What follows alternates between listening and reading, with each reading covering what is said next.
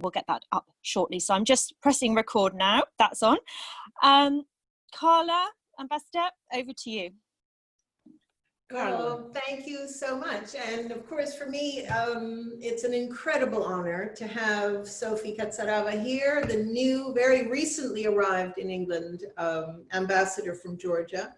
And we made friends on Zoom, and now we're just about social distancing. This is the first time I've had anybody in my house, I have to say, since all of this began. And today what we're going to do is we're going to show you, what I like about this is we're going to show you the two ways that you can make khachapuri, which is the famous Georgian cheese bread. And in the process of doing that, we'll talk a bit about Georgian food and how the Georgians eat. But Sophie is going to make it in the real home way. And then I'm going to do my version, which I think is easier to explain to people who maybe haven't seen it made the way she's going to make it. And so you'll have a choice of the two. So, Sophie, I'm going to turn it over to you to begin with. Thank you very much. Well, thank you everybody for your time and for your interest in the first place. And my huge thanks to Carla for making this happen, actually, because as Carla says, it's the first time for her that somebody is coming to her place, wonderful kitchen, which is exactly the way I imagined to cook for the Guild of Writers. And this is an excellent opportunity for me. Also, I do not go out that much often, as you might imagine, given the circumstances, but you would see this apron with the flags, which I managed to get in about 15 minutes. I was thinking, ambassador representing my country. As Carla said, I arrived only 3 months ago. It's not for me just making khachapuri. For me, it's showing the best of my country in this great country. And self-diplomacy, you might imagine, means a lot for ambassadors, and I'm trying to use all the opportunities to showcase the best of Georgia. I can't be in the same way an expert like Carla is. In the first week of my arrival, I read the book, Tasting Georgia, which is absolutely amazing book, one of the best books I have ever seen about Georgia and the food and the regions. It's not just about recipes, it's the spirit of the country. So I am very grateful for that, of course, and I will, of course, I'm showing this book to everybody, to my British colleagues, to Georgians, and this is the way I'm also trying to contribute to your interest about my country. Hope you will enjoy our informal cooking session. I'm sure they will. So this is the kind of khachapuri that you would make at home, or your, yes. Who would, in your household, who would actually be cooking? So in my household, it was my grandmother. It's still my grandmother who is the best cook in our family. As I said, I can't claim that I'm anywhere near her. But I should say that khachapuri always has always been my favorite Georgian dish. But years ago, I thought that it was kind of a rocket science to make khachapuri. So one day I asked my grandmother, now you have to teach me, because I love it so much that I wanted to cook and to make it for my children. So I learned it, and it's very simple. I will try to show you how simple it is. At first, it might look a bit complicated, but I make khachapuri in about 15 minutes. So I'm happy to start. Go for it. Yes, absolutely. Of course, all the ingredients that we found here, whether it's cheese or yogurt, they are not Georgian, but we found similar ones. So this is, I guess it's a Greek yogurt. Very similar to Georgian one. So in Georgia, we would call it mazzoni, but it tastes almost the same. And it's a lot, usually in Georgia, it's a live yogurt, isn't it? It's a live yogurt. That's the thing. It's yes, really exactly. authentic. So it's this yogurt. How much of that are you putting in? 500 grams, all of it. Yeah. All of it, and from this portion, you would normally make 4 khachapuris. Oh, 4. Yeah, 4 khachapuris, but we can make as many as we like. Then 1 egg.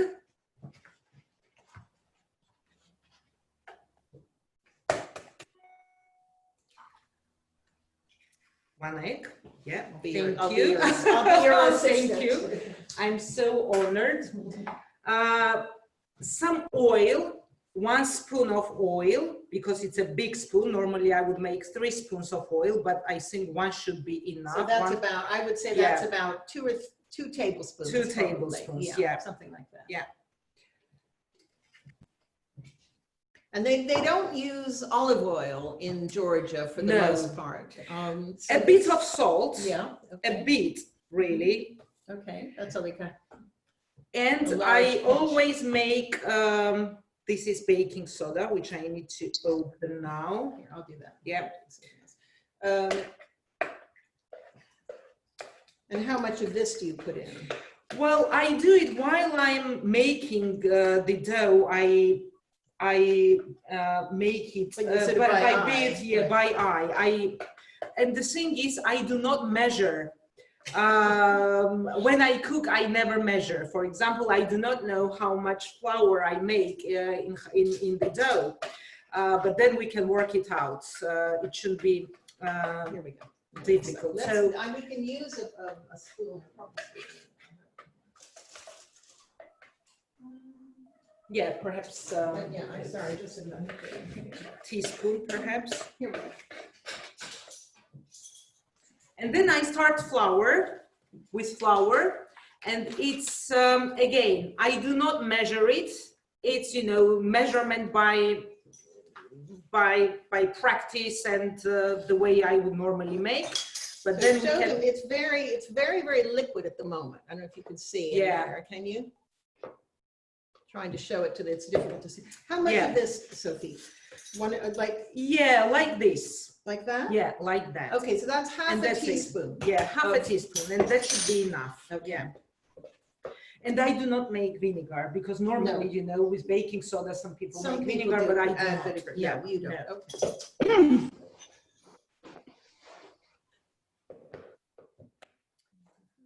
So we put enough flour in the dough so that it gets soft, but it shouldn't be too hard. Mm-hmm.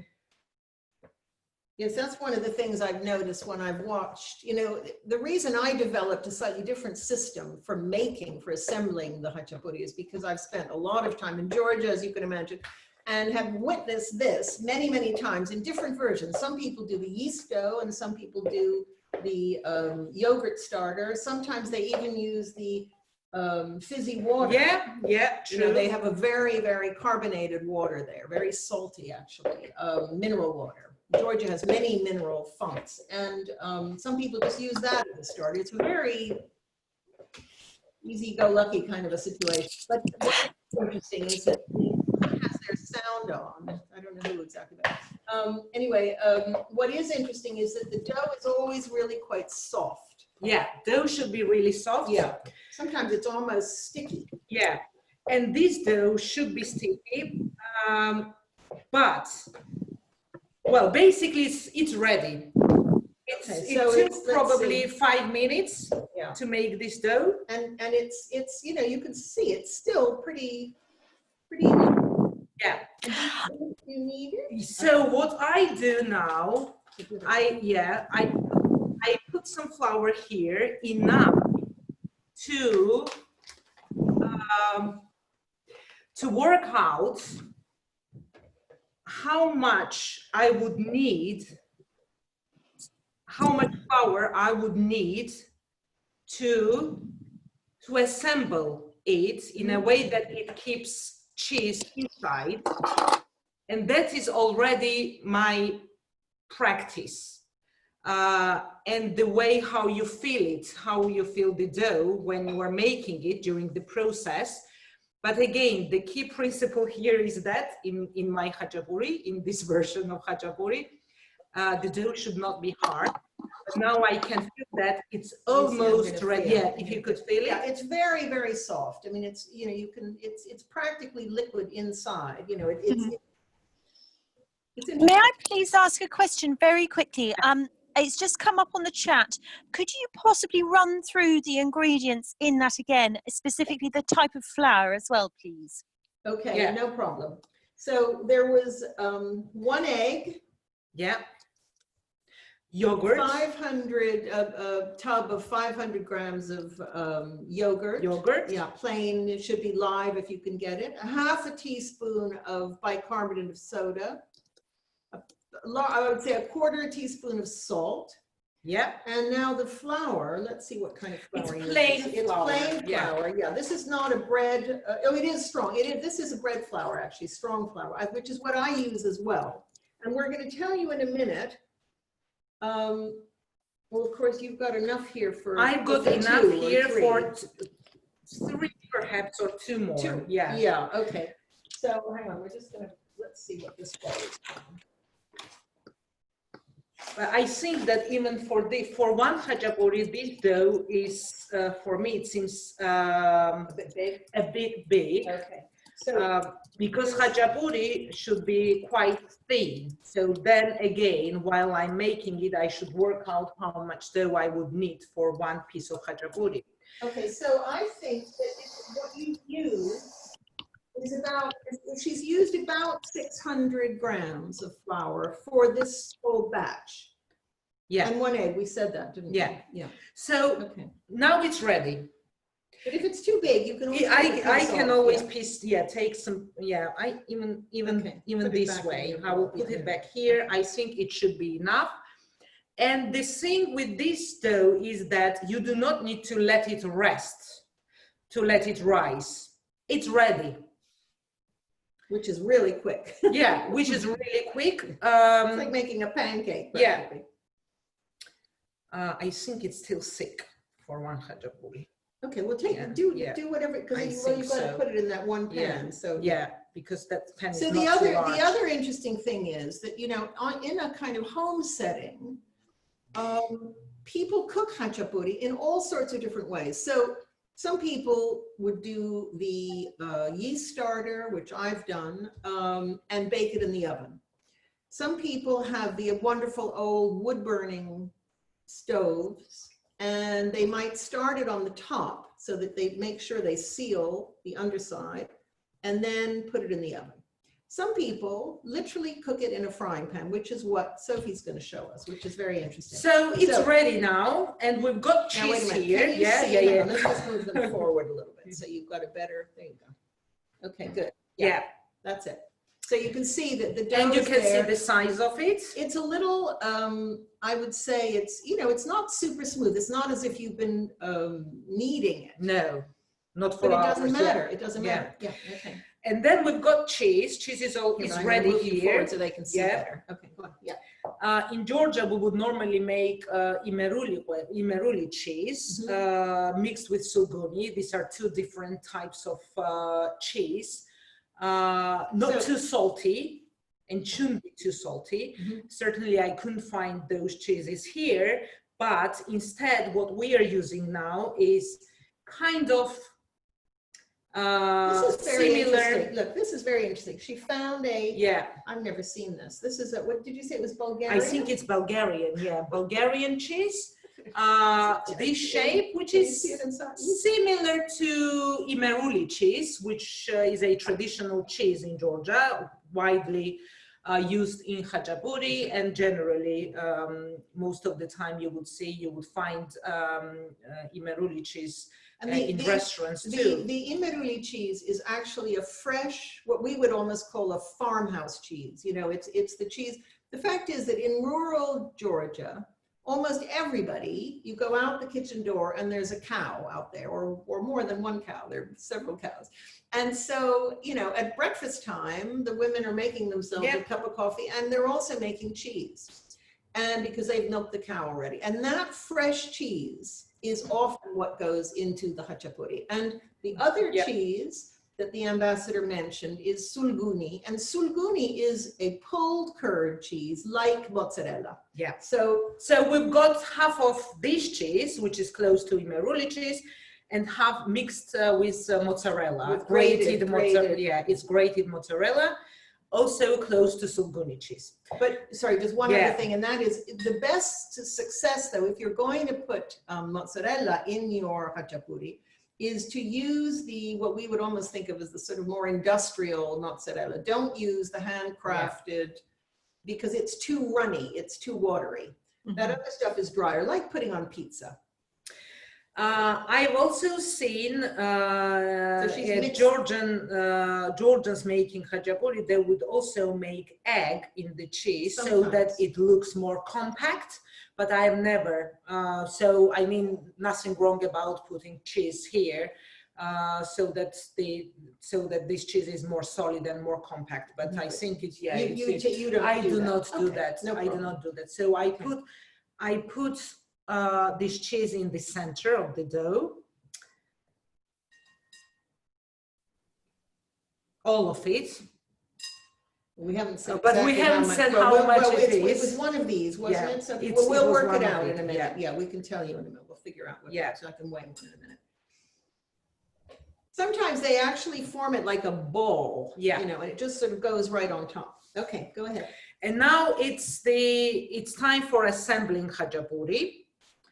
As I said, Imeruli khachapuri, the one that we are making right now, should be quite thin. That is how traditional. Okay, wait a second. Let's just see if they can see. Can you see what she's doing? She's actually drawing it together, almost like a purse. You know, sort of like the purse. Yes, true. Yeah.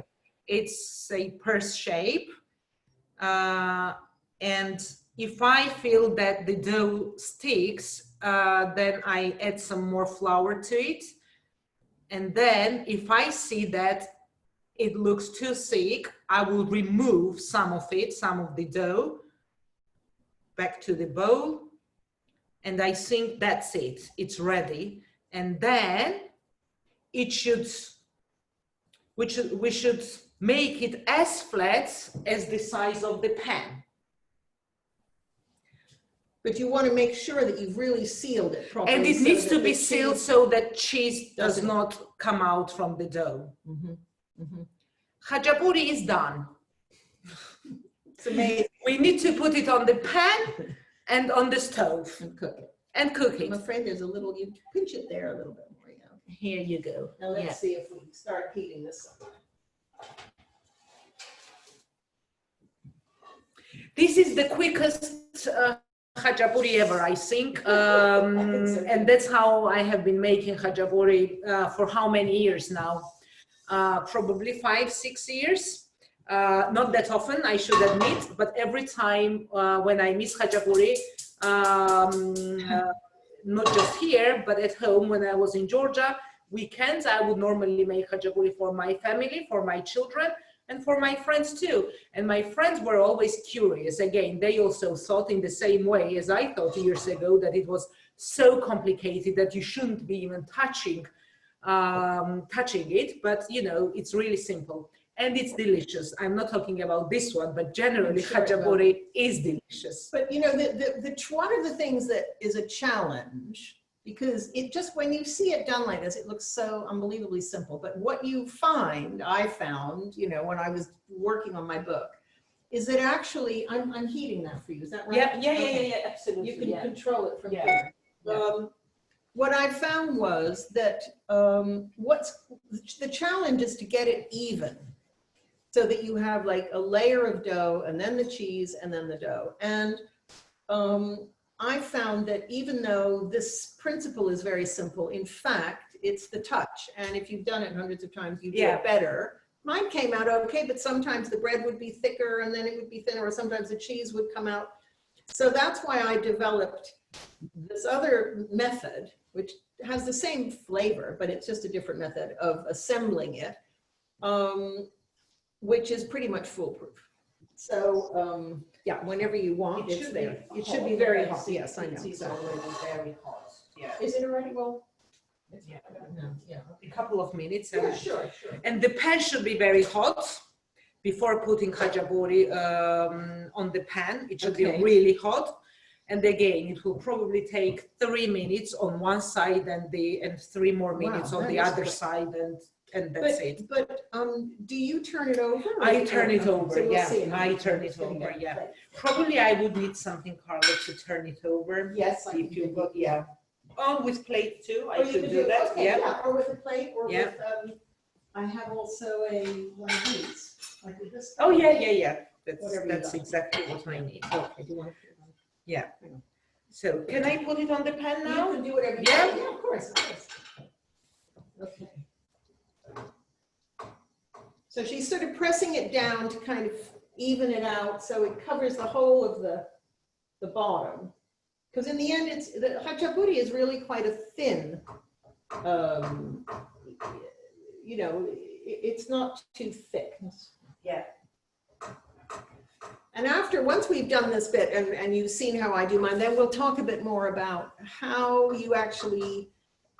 meal is put together in Georgia, which is really very different from the way we conceive of a meal, I think. Is that Now good? we have to wait for, Okay. yeah, And you let's put- see, 2 to 3 Okay, minutes. so she's putting a lid on it. I'm going to just move this off because I'm going to Yeah. have to do mine in a minute.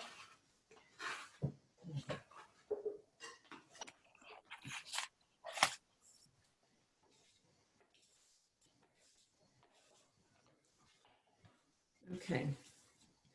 Well, I think we'll wait. Let's see. Until it's ready. Yeah, I think we'll Yeah, wait. or and then- we- and or then you shall can I start do it. mine? Yeah, yeah, Okay, yeah, I'll just do start mine your in a bit minute. and- Okay, yeah. great. I'll give you that for a minute. Okay, so my dough, I can tell you, anybody who wants to write this down, it's also, this is what's in my book. So it's 400 grams of, I use, again, the strong flour, the plain bread flour. A teaspoon of sugar, and I do it in the Maggi mix. You can do it in a bowl as well, but you know, this is for 2 loaves, 2 breads. And so 400 g of flour, a teaspoon of sugar, a teaspoon of yeast, a teaspoon of salt, and then 290 milliliters of warm water.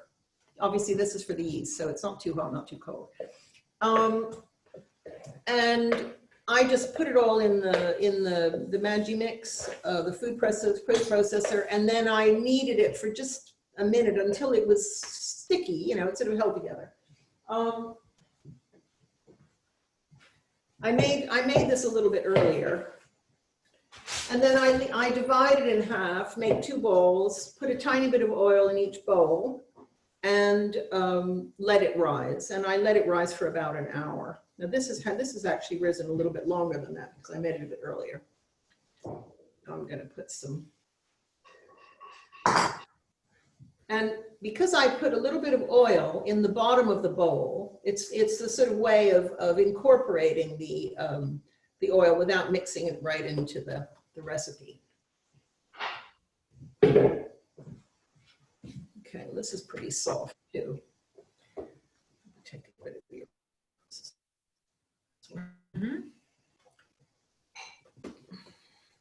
So my idea is basically to make actually a square khachapuri, even though in Georgia it's almost it's a bit of a travesty. But anyway, I was forgiven. You know, I kept apologizing to Georgians about it, and they kept saying, well, actually, my mother-in-law makes it square too. I said, oh, then that's okay. She makes it.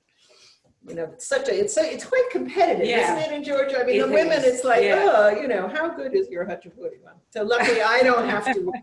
I think they're so amazed that I can even make it. That it's good enough. How is that doing? We'll see. Yes, this side is ready. Okay, well, we'll show, when you flip it, we'll show them what it looks like. Soft. Oh, you're right, I okay. think I would need it. I Do it onto it. probably do it. Okay, let's show it, okay. Oh, yeah, no, it is very, so put it back in the pan. No, the new way. Quick question for you, please. Just a sec, oops, and then I'm gonna just show you. This is what it looked, can you see? So it already had a nice brown, sort of speckly look to it. And it's going right back in the pan again. Sorry, go on. Was that a dry pan, no oil? No oil in the pan. No. At all. And the lid, did you put a lid on? She did, but you did put a cover. I did, yeah, sure, yeah. And does your grandmother do that? She does that, yeah. We need to know about I that. copied and pasted from her, the whole recipe. Couple of other things very quickly, please. Was it dried yeast you put in there, Carla? I use dried yeast. You Yeah. know, this is, I mean, there are as many Khachapuri variations as there are, I don't know what, you know. I mean, everybody has a slightly different take on it. I never saw two people make it the same way. Yeah. Just one more thing really quickly to clarify, please. The Salunghi cheese, you use a commercial mozzarella. Sulguni, yes. Sorry, Sulguni. You used a commercial mozzarella. That would be an alternative. And could you give an alternative for the Imeruli cheese, please? That's where it's a bit more difficult. Well, that's getting a bit difficult. There is no such cheese that you could pass it as Imeruli, but closer to it. Well, this I think is probably quite difficult to find. My suggestion would be, some people use feta. Yeah. But I found that if you use sheep's milk feta, it has a very different flavor because this is a cow's milk bread, cheese bread. However, there are people who make feta from cow's milk. That's a good solution if you can find it. Otherwise, I'm going to show you what I do, which is a whole other thing, because this is an adaptation to work in Britain. I mean, that's my plan about this. Okay, how are you doing? I don't want to interrupt the spectacular. No, I think it still needs. Okay, hers is still needs. Okay, we are done. So because it's not possible, so really, what is the Imeruli cheese? Is it ready already? Yeah. Oh, okay. And we can put some butter on it or Yes. oil for nice color. Yes, a little bit of butter. Forgot about butter. Oh. Coffee.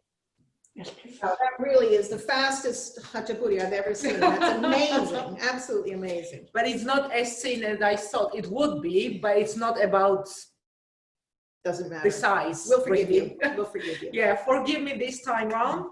Here, this might be a bit too, like that. Yeah, Do perfect. you want a less sharp knife? Thank you. That's true. They always rub butter on the top of it. Partly because it keeps it supple. Yeah, and it's also flavor and color. Yeah, true. Of the It smells amazing. Well, one other thing which Carla also mentioned earlier, and I should have probably done it better, but it's about how evenly you distribute cheese in the dough. So here you might see that sometimes at some places there is more cheese and it looks thicker. So yeah, but normally perfect Khachapuri should be very evenly distributed. Yes, and whenever you want to cut a slice, and we'll see what it looks like here. That might be okay. better. Then I'll do mine in a minute. Yeah. It really was quick. Yeah, it's cooked. Amazing. It's cooked. It's cooked. Yeah, it is. It is. It looks incredible. Let's see if we can show them what the inside looks like. Here. Yeah, this is maybe a little thicker than you would sometimes get it, but can you see that it's a bit, I know it's not easy to see, but the cheese is in the center there, and it's sort of gooey. Yeah. You know, you can see actually there's a little bit of a sort of strand on there, if you can see that. Okay, so I'm going to now show you. Well, I mean, hers is so simple, but in fact, if I can be brutally honest, can I be brutally honest? Please. I don't want to cause a diplomatic uproar here, but in fact, the cheese is a little. I mean, the bread is a little thicker on that side. That it doesn't matter, but in order not to have too many problems of that type, I developed this other system. Okay, this is what we're getting to. We're going to have to taste it in a minute. So my cheese solution for London or you know, the UK, let's say, because we can't necessarily get these other things, is I make a mixture of quattro formaggi, 4 cheeses. I have, the total per loaf is 225 grams or 220. So it's, and it's a mixture of 4. I mean, if you only want 3, you could do that. But what I put is cottage cheese, grated industrial mozzarella. I actually put a bit of Swiss cheese, grated, because it just adds a complexity of flavor. And I also put, if you could believe it, I also put some cheddar, and we'll see what she thinks. So I've made a square, more or less a square with my dough. I hope I can get it off of here again. I think so. And then what I do, it's like making, you know, that old thing of making an envelope. We had to do it at school. So you basically make a square within a square, a diamond within the square. The thing that's nice about the cottage cheese, because there is a sort of curdiness to the Imaruli cheese in Georgia. You know, there literally are some of the sort of curds. And so, okay, basically, hang on, I just gotta wipe my hands. Okay, so I don't know if you can see, I've made a sort of diamond shape, and now I'm just pulling each of the 4 corners. I don't know if you can see, but I'm going over this way, right? And then you absolutely be very, you know, actually I made a little bit of a mistake earlier and didn't seal it properly. And you're sort of squishing it down. But mainly you're just trying to make sure that the seal is really good. And you do that. And what's very nice about this is that you can guarantee that your bread is going to be thin. Mm-hmm. And that the cheese is going to be evenly distributed. And also another thing I would say is that even though in Georgia, Khachapuri really always is just cheese, I personally like to add, and some people now, a bit of the sort of more modern group of thinkers there, would add maybe herbs. I know that some people think it's a sacrilege. Your grandmother probably wouldn't approve it all. But, you know, and then of course, there are many other forms of filled breads in Georgia. Some of them, you could do the same exact thing as this, but you would put greens inside, like chard and spinach. There's a meat pie that they make up in Svaneti, yeah, which is delicious, called kubdari. And all of these, by the way, are in my book. A little self-promotion. Now, what I do is I take, I had just cut it, here it is. Okay, so I now turn this onto a piece of, you can see it's square, right? I mean, pretty square, not brilliant, but. Then you can even, if you want to, you can roll it out a bit thinner. And the main thing is that your seams are underneath, so that in theory, nothing should leak out. And then you get a fork and you poke a few air holes in. And if you want to at this stage, you can either, we could, because I have one here. You could paint a bit of egg on the top. Some people do, some people don't. There are no real rules about it, but we might as well since we're here. And then you're going to bake this at about 180 for about 25 minutes, something like that. It could be 30, it depends. But what's going to happen is it probably is going to rise in the oven. And also make sure that your oven has heat coming from the bottom, not from the top, or you'll grill it. Okay, so we've got that. And then we would just put that onto a hot, you know, usually I put like a heavy iron pan in the oven first, make sure it's piping hot, and slide this onto that. So that again, it sort of seals the bottom, which is sort of the way they do in Svaneti as well. Okay, and then, wait a second, where's my, here it is. Now, because the oven was very noisy, we decided actually that I actually baked one earlier. So here is the square Khachapuri, and we can cut into it and just see. I don't know. I think the second one I made is better actually than this one. But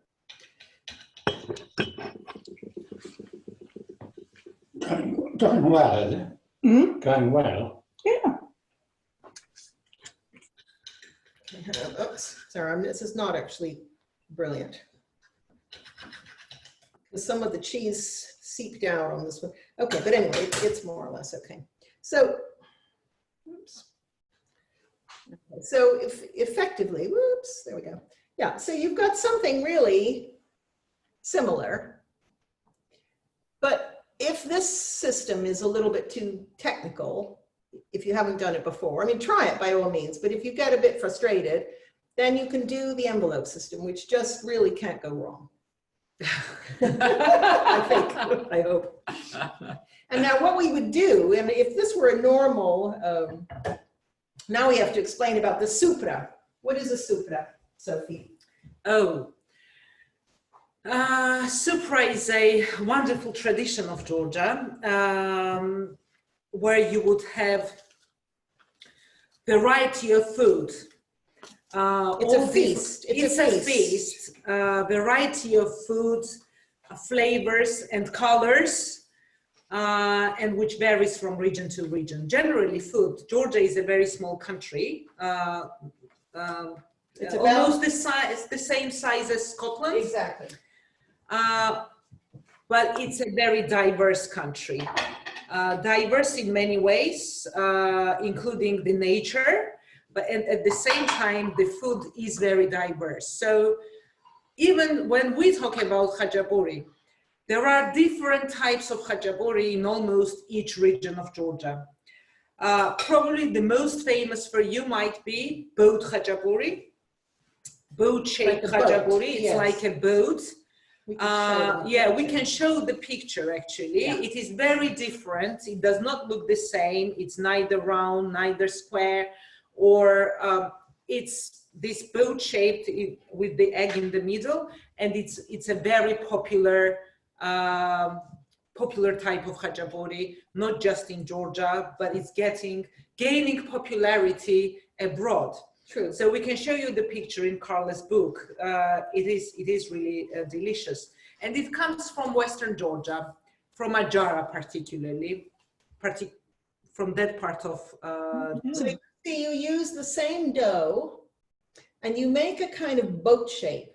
Actually, you start off with the same thing. You make a circle, and then you roll a bit of cheese into the two sides. At least I do, because it makes the sides a bit more interesting. You make a sort of boat. And then you put all the cheese in the center, and then you put it in the oven, and halfway through the baking, you pull it out, or when it's almost baked, when it's almost finished, 3 minutes from the end.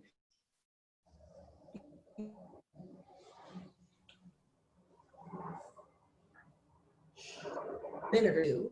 And then when it's finished, you, oops, something is about to happen, your internet connection, oh, something, I hope, yeah.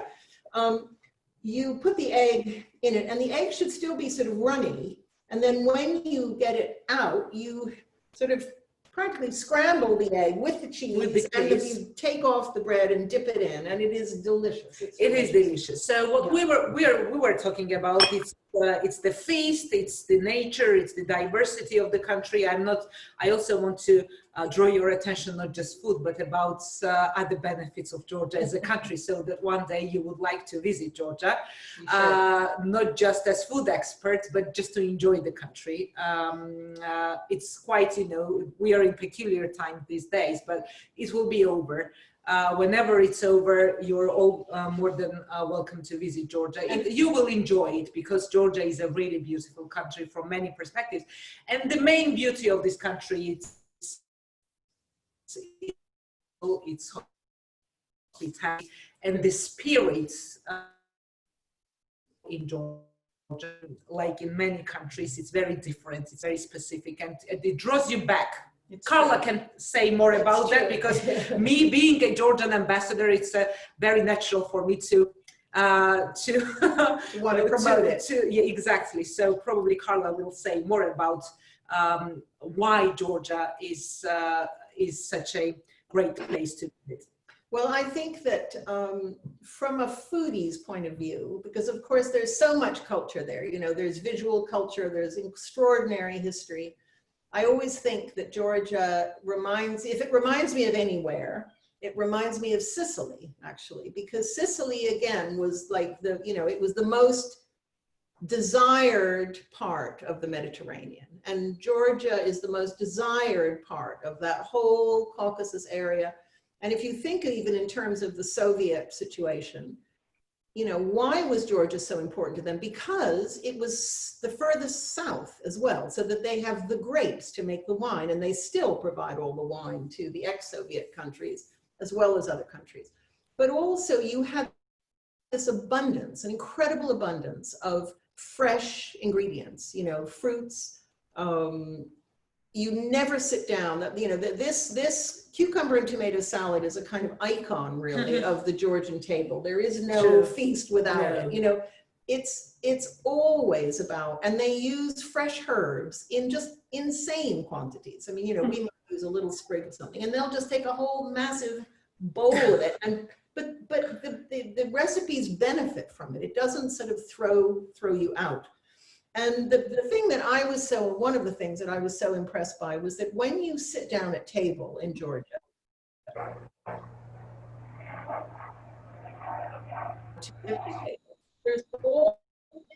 there's always, the table is laden with food, and you feel this, again, you feel this sort of sense of abundant hospitality, really. And there are lots and lots of vegetables. There are also lots and lots of vegan dishes, because the religious, the people who practice, you know, it's Eastern Orthodox Christianity, and Wednesdays and Fridays, just like we used to eat, you know, fish on Fridays. Well, the fasting days actually basically put them as vegan food. So there's no dairy and no meat and no fish. So for instance, these little aubergine, you can either fry or bake slices of aubergine, and you make a walnut paste, and the walnut paste is rolled inside. And of course, that's totally vegan. There's nothing else in there. It's vegetarian. But something else I wanted to talk to you about was these. Because I know that any of you who've been following me on Instagram through the lockdown will know that I've been, you know, locked down. I have a garden here, and the garden happened to have an acacia tree. And I thought to myself, I would try. I'm going to put this very close up to you. Okay. So what is one of the, there's really no table in Georgia without these. Yeah. Now this, I don't know if you can see it. Okay, these, it's something called jonjoli. And wait a minute, can you see it there? Yeah, it's actually the blossom of the bladdernut bush. And basically what's happened to these little flowers is that they have been salt fermented. So you could think of capers as another way of, you know, capers are also treated that way, as are olives effectively. And what they do is that you eat this almost like a pickle, except of course there's no vinegar. And it's absolutely delicious. In fact, you know, I was thrilled because Sophie managed to find some. I said, we need jonjoli, you know. So this year, and in Georgia, they also do it with acacia blossoms. And so I had to go this year, and this is all, I had a big bowl of acacia blossom about this big, and I couldn't even fill a little Hellman's jar with it. I had to put a bit of silver paper on the top to push them down. But I also tried something that they don't even do in Georgia, which is, because I happen to have a pink elder bush here. So I thought, well, why don't we can eat them. Why don't I try salt ferment? So I've salt fermented the elder as well. And it's fantastic. It's really delicious. Same principle. And basically what you do is you have to be at the moment where the blossom is just open, but not too open and not still closed, because what you don't want is the insects that would otherwise be inside. And you harvest them, you rinse them very quickly, salt them, and sort of cover them with salt in a colander with weights. And after that's been left for a couple of hours to drain, then you rinse that off again. And then you pack them into jars, depending on how many you have. I had such a small amount, I could only do it in a tiny jar. You push them in as much as possible with, again, a certain amount of salt. I could tell you, I can't remember exactly now what it is. It's in my book as well. And you pack them in with a bit of salt. And then if you have any space, ideally you'd come right up to the top. But if you have a little bit of space, then you add a salt brine. And you let them, you put them out in the sun for a week to ferment. And they do ferment, it all kind of, you know, falls over. And then they calm down. You can top it up with a bit more brine and put it in the cupboard. And then you have these delicious. Yeah. But before they turn into this delicious pickled jonjoli, I've seen the bush and I've seen the flowers, and they are beautiful flowers, like white, pale pink flowers.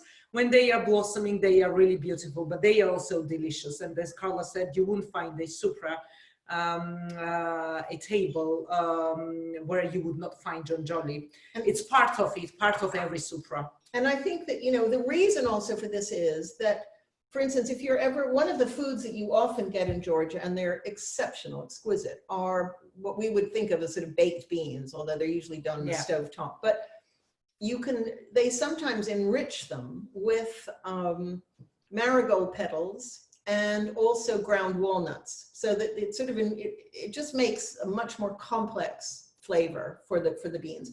But wherever you get the beans, no matter how simple or complex they are, you would always get jonjoli with them. And maybe there's some, maybe chemically they help so you don't fart as much, I don't know, but they're really, really wonderful. But the other thing that's interesting about the supra, or the sort of, I mean, this would just be a tiny part of it. I thought I'd make a couple of dishes just to sort of show you a little bit the spirit, but you might sit down to 10 different dishes on the table.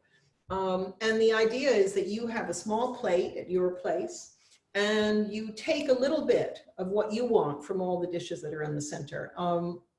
So you're not overstuffing, and you just take what you, if you're not eating meat, you don't touch the meat. You don't have to tell anybody you're vegetarian, which I think is also a very nice system. So you're sharing, but it's up to you.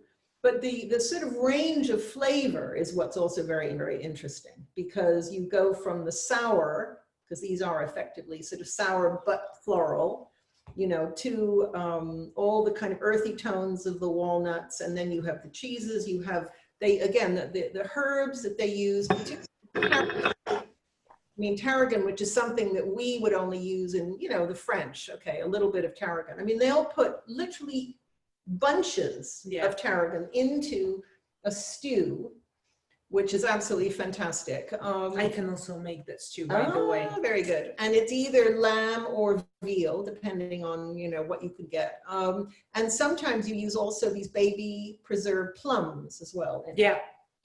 So, you know, it's very, very interesting from the point of view of people like us. And of course, we mustn't forget about. Exactly. I was looking at the bottle of wine, and I was thinking, when are we going to mention the pride of Georgia? I know, the pride of Georgia, exactly. You know that before the Soviet period and before the phylloxera, around the turn of the last century, there were 525 native grape varieties in Georgia, 525. And unfortunately, during the Soviet era, because everything became industrialized and you know, co-ops and so on, they more or less went down to making wine from 4 varieties. And there was a danger that the rest of this incredible culture, ancient 8,000-year-old tradition of making wine there, was going to be lost. But luckily, since in the last 20 years, many, many people have, you know, found that actually in front of their grandmother's house, there was an old vine or a little bit of a vineyard where they have these very ancient vines. And they've managed to build up the national collection now to 470, of which probably 50 are wines that you'll, you know, are grapes that you'll actually find being worked, which is, again, a very, very exciting time to visit. And the other reason being that the wine in Georgia, as I'm sure many of you know, but if you don't, this is the thing. is that the wine in Georgia is made, the traditional way is to make it in a giant clay pot, which is called a qvevri. And that little man, I mean, he's my height. As you can tell, Sophie's much taller than I am, and she's got high heels. But anyway, this is just to give you an idea. So it would be, up there for me, way up here. And that particular size holds 2,000 liters of wine. And the point, though, is about the qvevri is that they are actually buried in the ground. And it's the most ancient winemaking tool. So we're talking 5,000 years before the ancient Romans and Greeks. Those of us who thought, oh yeah, wine came from the Greeks. No. And what's exciting at the moment is that we were just talking about a mutual friend, Nikki Antadze, who's one of the great modern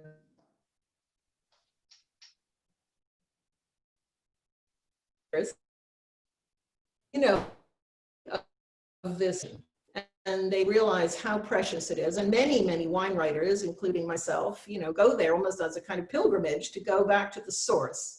And they're saying that our internet is unstable. Oh, well, I think we're still here. So that's all. I just, I think that I would encourage any of you to go, and anybody who does want to go, don't hesitate, get in touch with me or with Sophie, and we'll help you, steer you in the right direction. It's a trip that changed my life, and I'm sure it would change yours. Well, talking about the wine, Carla spoke so beautifully about Georgian wine and food. And she's a real expert. I'm the one who is so passionate about promoting Georgia, its wine and food and nature and everything that we can share with all of you. But talking about the Georgian wine,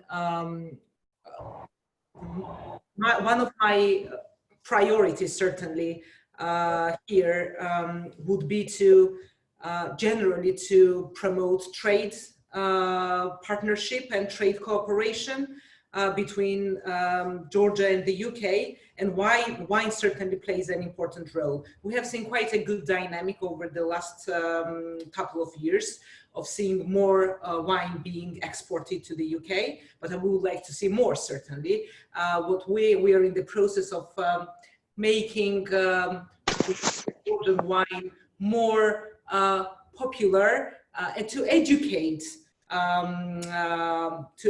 our partners about about the traditions and history and the culture, and we can see, as I said, it's been improving over the years, but we would like to see more dynamic when it comes to exchange of experts and exporting Georgian wine to the UK. So certainly all of this helps to educate, not just educate, but make our wine more popular in the UK, because there is a variety of wines in this country, and it's very hard to compete with the wine that we can see on the shelves. But I hear from many people these days that Georgian wine, and it's already known to some people and to quite a lot of people. So it's good. It's very encouraging to see this dynamic. So do you have any questions from anybody over there about anything? I have a question. Hi. Hello. That was so brilliant, by the way. You mentioned a wine person called Nicola just then, did you? Sorry, I forgot the first name. Nikki Antadze. Nikki Antadze, the producer. Oh, okay. Yeah. Nikki Antadze, yeah. Yeah, he's, that for those of you who are interested in, my particular passion is, of course, these qvevri wines in terms of wine, because, if you're going to travel all the way to Georgia, surely what you want to see are these extraordinary traditions. And you know, they're making a lot of what we would call maybe European style wine, and they do it very well. But personally, you know, I'm going to go all the way there to see the wine being made in the ancient clay pots, because that's what's fascinating. And so Niki Antadze was one of the sort of first group. There were 7 or 8 people who first, you know, Ramaz Nikoladze. I mean, there are, you know, those of us who are really into natural wines and Pueblo wines, you know, these are quite legendary people, and they're all in my book. And what is interesting is that our friends from Les Caves de Pirenne, who I'm sure many of you, if not all of you, know, those are the importers who first brought some of these handmade wines from Georgia to the UK. And even, you know, I mean, Sophie and I were talking about this beforehand, and, you know, one of the problems is, of course, hi, Jill. One of the problems is that these people make very, very small quantities. I mean, some of them are now upping their quantities a little bit, but, you know, it sometimes it was, oh yes, well, we have, you know, 400 bottles of the tzitz, 100 bottles of the Shav Capito or whatever. And so for those wines to make it here, you know, they might come, but they're going to come in very small quantities as well, which is why you should go there. Because there you can taste, you know, and there are some fabulous, you know, the most iconic and famous of all of the places really for that is this, I hope it's still open, a Vino Underground, which is a bar in the center of Tbilisi near Freedom Square. And it's where it was originally started, about 8 or 9 years ago now, by 7 natural winemakers who really had no outlet at that time for their wines. There was nowhere in Tbilisi you could even buy them. And that bar, so they made a little kind of cooperative. They found a basement and they emptied it all out of all the rubble and stuff that was in there. And they set up what is, you know, the coolest place in Tbilisi, really, one of them anyway. And you now, I was saying earlier to her that when I started writing my book, there were about 35 natural winemakers who were bottling at that time. Then by the time I finished my book, it was about 50. It's now over 100. Wow. So, you know, they're very small. Their output might be literally 1,000, but they go up to, it's between 1,000 and 30,000, because at the 30,000, there's a kind of cutoff, and then you get into a more kind of industrial method. But Pheasant's Tears, which is a very famous one, John Werdeman, who we all owe an enormous amount to. His company is much, you know, they have a lot of land and they make more bottles. So it just depends, you know. But that, I think, is something that is very exciting to explore. And the other thing I would add about that is that what's extraordinary is that if you would try to imagine pairing a European white wine to this range, you know, going from those walnuts, the tannic walnuts, to these very sour, almost vinegary without the vinegar pickles, what wine can deal with that? And then to the cheesy bread, you know, the tarragon heavy veal stew with the sour plums in it, and the sour plum sauce, and the paprika, you know, which is a spicy.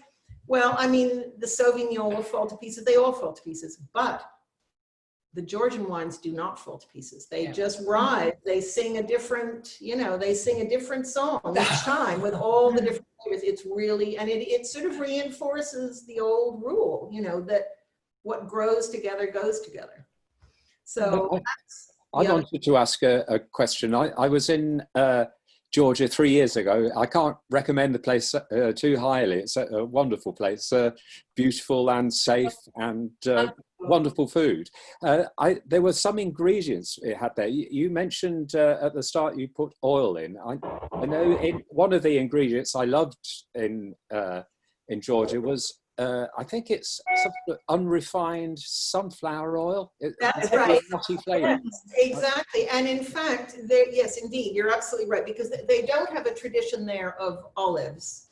So the sunflower oil they use, and in particular, if you were in the eastern part, in Kakheti, that's where they also then toast that unrefined and sort of hand-pressed sunflower seed oil. It is phenomenal. It's totally delicious.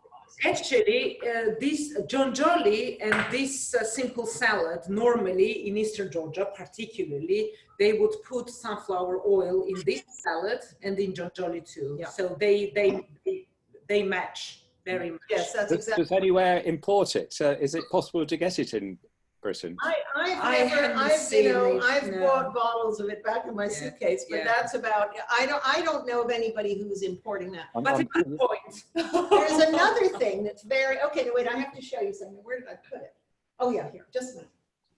So The other thing was the sour plum sauce, which I loved there. Yeah.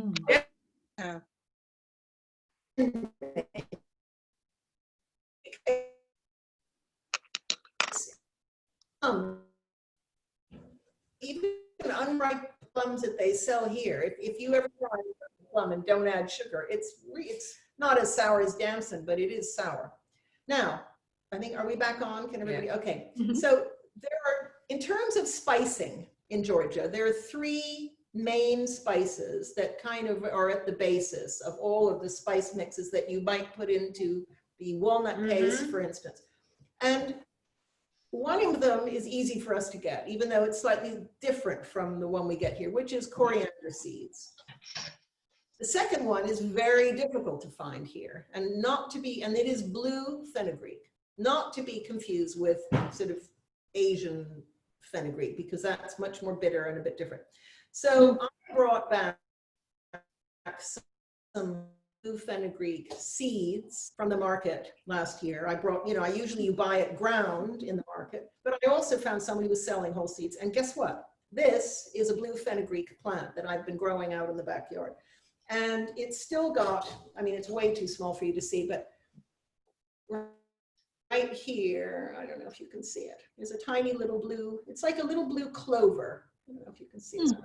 Anyway, but here are the seed. I'm thrilled. I have to tell you, I tried to grow it last year and it just flunked. But this year, it's brilliant. And it's got big seed heads on them. See there? And so I'm waiting to see what's going to happen when it, but as far as I know, that may be the first blue fenugreek that's ever, maybe not the first. And this, also from the outside garden, is the Georgian coriander seeds that I bought in the market that I planted. And the thing about it is it's very, very delicate. The leaves are very delicate. It's not as sort of clunky as the coriander we get here. It tends to go to seed very, very quickly to flower, but you can also use the flowers in your cooking. And you can use the unfinished sort of seed heads as well. Ghia, the one. Especially. For the sour plum sauce. But also, there's a wonderful, one of my favorite chefs in Georgia, who's called Ghia, who cooks in the restaurant at Pheasant's Tears in Khachapuri, in Signahi. And he is just the most spontaneous, remarkable cook. And you walk into a vegetable garden with him, and he's sort of just picking stuff. And, he uses these whole flower heads and the unfinished sort of seed pods, he puts them into things, and it just tastes unbelievable. But they would put all of this into a dish, not just like 2 little leaves. And then the third thing, in what John Werdeman calls the triumvirate of Georgian spice, is marigold and marigold petals. And in the market, you buy the ground petals, and there are the petals. Can you see? But what's interesting about this, forgive me 1 second, I'll be right back. I'll leave you there, Sophie. Okay. So to go back to where we started with Khachapuri, you can have it as an appetizer or as a whole meal. I think, Carla, I was saying that with Khachapuri, since we started with Khachapuri and it should be in the center of our attention. Yes, of course it should. Yeah, we it can be an appetizer or a whole meal, and it or can be a snack. Absolutely. Yeah. And there are restaurants, aren't there? Many of them in Georgia that sell only these filled breads. So you can go in and just have like Khachapuri. pizza. Yeah. Big pizza. Yeah. But in a feast, they never arrive at the beginning. They arrive towards the end. Yeah. Because you'd sit down and have all the vegetables and salad. And that's very clever because it can't be. Yes. Because you it's can't- also yeah, it's very heavy, heavy. also because Yeah. you're greedy. I mean, one is greedy and it's delicious and you want to eat more.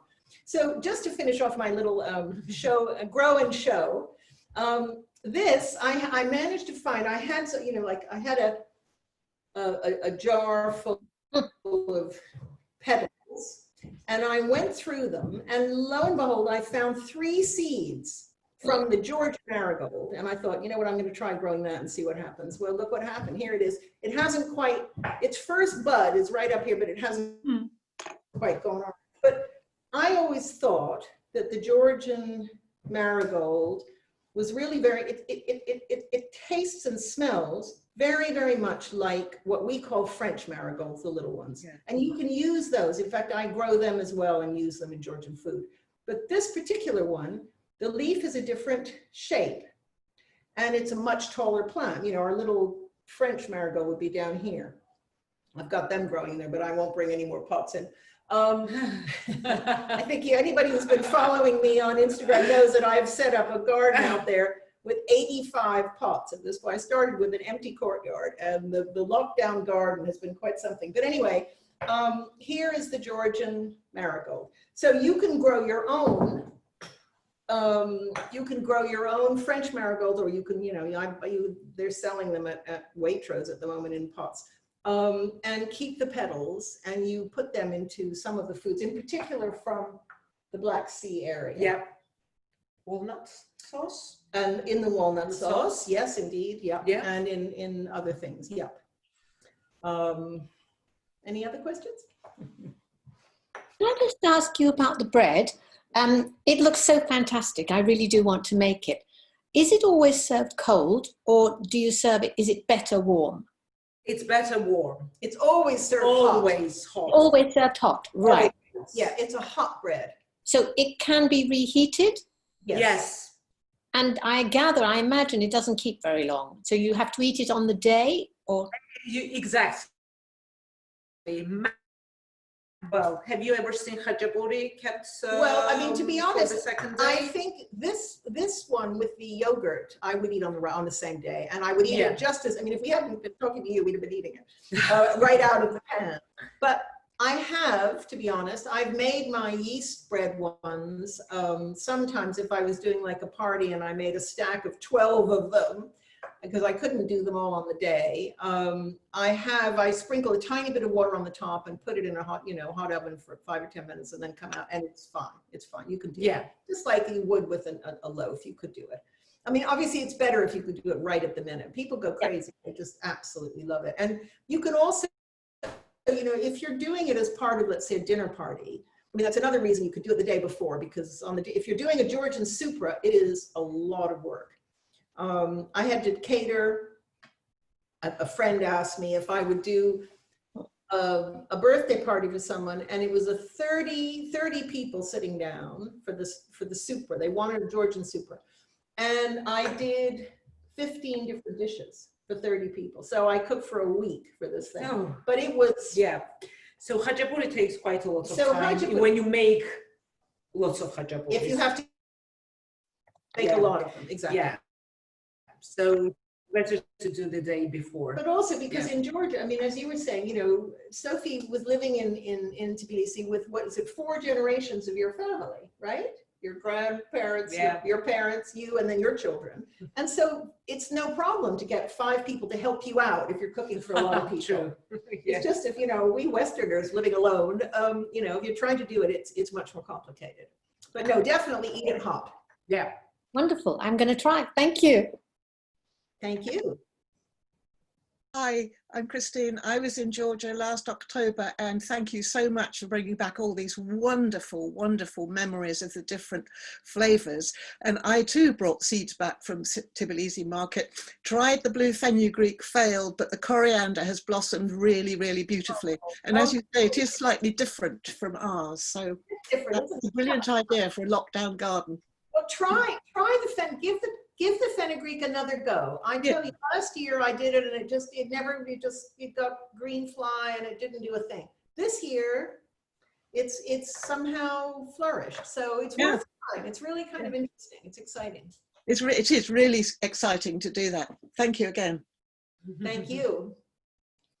So we're going to hope that somebody will start, you know, importing. I know someone's importing some blue fenugreek into the US, but I don't know who's doing it here. Do you know Yeah, there is someone. I've got it. I've had it. There is somebody probably, Oh, okay. yeah, but Googled it. Yeah. Well, anyway, that's the one tricky one. we're too much focused on wine these days. Yeah, so we I need know, to the expand food, the, yes, that's right. the circle of And products. also, yes, for instance, you can get you can buy the sour plum sauce in a red version as well as, usually it's this green. It's made from little green, they're almost the color of a Granny Smith, little tiny green plums. And when you eat them, they're sour, but crunchy, almost like an apple. And usually they make it out of that, but you can also make it from red plums. I tell you, I have a very good recipe for it in my book, and I make it even sometimes, you know, those dreadful sort of purple plums that you get in the winter, which don't come from anywhere, and have no flavor, and they're hard, and but they're perfect for this sauce. And add a lot of fresh coriander, and they're delicious, delicious. So that was a little taste of Georgia. Yeah, a little taste of Georgia. More tasting Georgia is in Carla's book, by the way. Thank you. And it's a very honest of this book. I'm sure most of you have seen it, but I enjoyed it so much, and I've learned so much about Georgian recipes, and it is simple and it is so interesting, but at the same time very simple. It gives you lots of information, flavor about Georgia, but it's better to see than read, right? You have to go. You have to go. You have to go. And also, I should point out, because we are in this strange virus situation, that Georgia has been exemplary, has had almost no COVID problems at all. Really, almost nothing. They shut down like this. I was going to go in March, and they shut down before I could get there. Yeah. The reason we are doing so well these days, it's not time for comparisons, no way. All countries are in the same boat. It's not about that, but yes, we are managing it very well. And the reason is we have to take very tough measures, very decisive measures.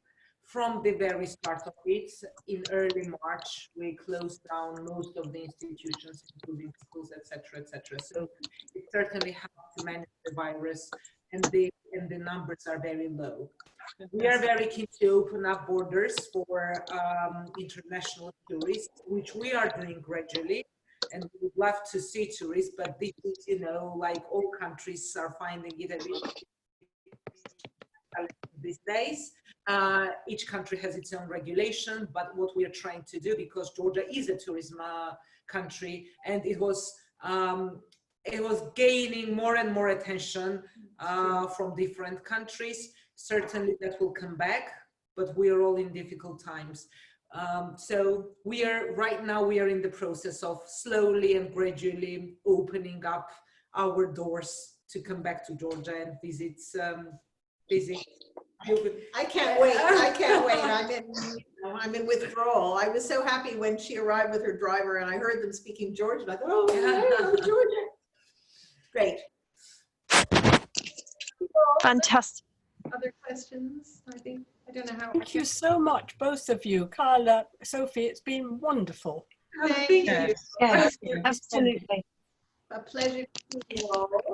Thank you for your time, and thank you for your interest. Thank you both, Georgia, Ambassador and Carla. It's been really fascinating. We will record this. Jonathan will get the recording, and it will be made available on YouTube in due course. So thank you very much for a fascinating time. Well, yes, thank you both. Thank you. Bye. Thank you. All the best. Thank you. Bye. Bye. Bye. Bye. Bye.